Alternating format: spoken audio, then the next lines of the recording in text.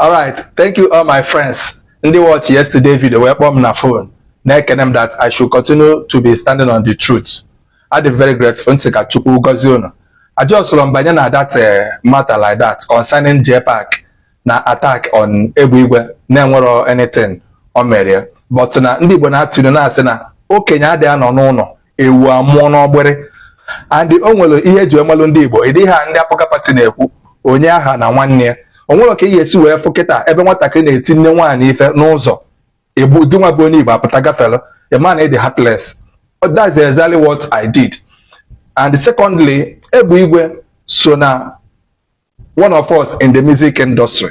I have done some of his songs and most of those things that young man na-ekwu bụ Jpac, all of them are lies. I just cut so many things yesterday because actually I made a long video so that I will not stress people. Most of those things on the web and the one can make you wear fear. Funny how they could enjoy just banket. I can never do that. Because now I begum check here only in a motor name me na non entertainment industry when the also na entertainment. Then we go on when they are near ndị chọrọ inye program, on the chọrọ inye contract, on the chọrọ sign ya, on the actually make us one or two things. Ndị afụzie ka isi wee na-egbu this young man. Ha ga-withdraw. Ị ga-abịa nye biya n'ezọba ụmụ ya. That is inhumanity upon Egbeigwe. So wee si no na ọ bụrụ ọsọ gị nwere monopoly of camera. Ijide camera just kwe feel n'ọsọ gị ka a ga-anụ unu gị or something like that.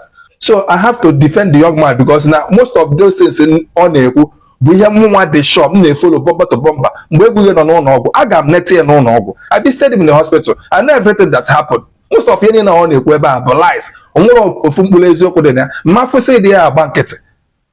Anything na music industry ọ dị ya na wrong mfụ gị except ekwunye na ekwunye ka ndị mmadụ fịa maka ọ bụrụ na ichi disable ndị mmadụ I will come for you. If I see it I will correct you.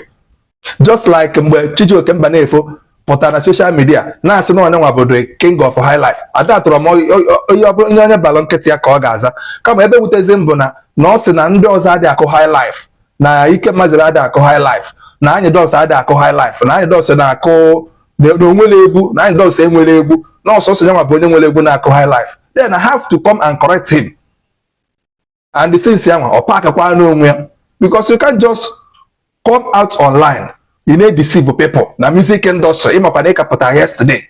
Na enwe ndị ka gị ọ bụrụ na enwe ndị na-echọrọ ikwe ghọtara ị ga-ebugoro ụzọ jụọ ajụjụ jụọ your seniors. Ha akọwasịala gị before epụtasị na social media na-ekwu not epụtasị na anyị dọs enwere egwu that no nwere ebe egwu ebara that is not doing na ọ bụla egwu ka ọ na-akụ n'oge nwa bụ onye na-akụ high life na enwego high life maybe enwe high life nwee gospel nwee ekpiri nwee nka na nke gị nwa bụ high life na ndị ọzọ enwere egwu.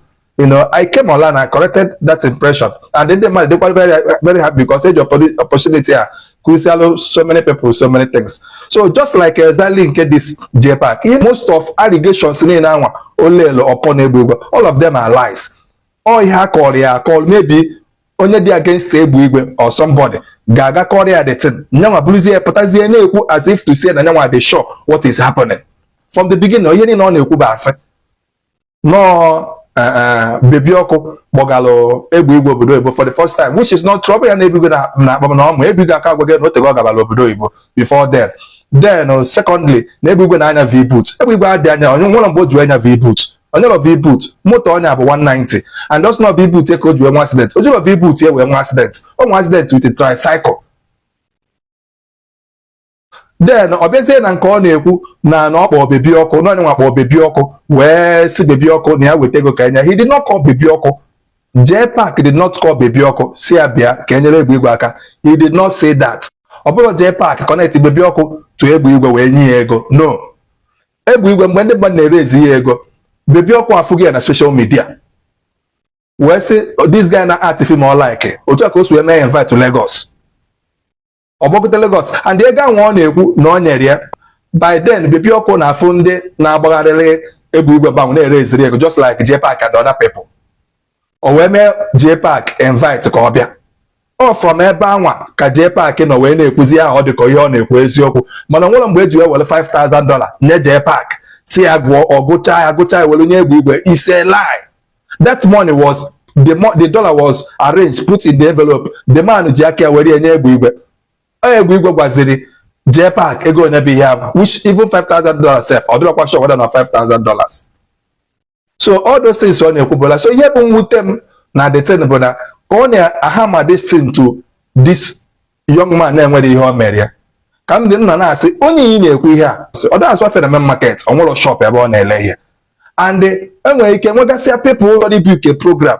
You will do now well lavish we toya. Then now hey withdraw from associating with him. Then on them just go Facebook 1,000 naira na 2,000 na Facebook here nege. You just say where you need then only can noisy na agony. All that be happen badly. Then I have to say I should come out and rebuke that guy.